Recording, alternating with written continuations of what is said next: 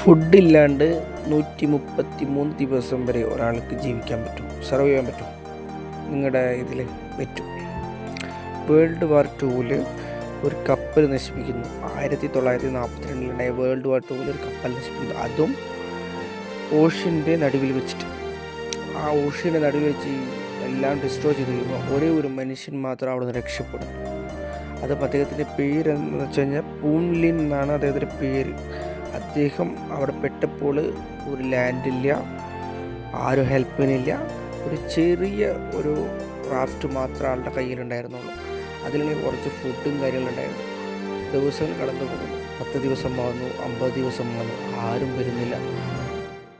അങ്ങനെ ഇദ്ദേഹം സ്വന്തമായി തന്നെ ഒരു ഹുക്കുണ്ടാക്കി അതിൽ മീൻ പിടിച്ച് കഴിക്കാൻ.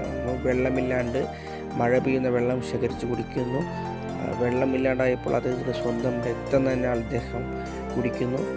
അങ്ങനെ അദ്ദേഹം 133 ദിവസം അവിടെ സർവൈവ് ചെയ്തു. അങ്ങനെ അവിടെ ബ്രസീലിൽ നിന്ന് വന്ന മീൻപിടുത്തക്കാരനെ ഇദ്ദേഹത്തെ കണ്ടെത്തി റെസ്ക്യൂ ചെയ്തു. ഇദ്ദേഹമാണ് ഏറ്റവും കൂടുതൽ നാൾ ഒരു ഭക്ഷണം പോലില്ലാണ്ട് സർവൈവ് ആയ മനുഷ്യൻ.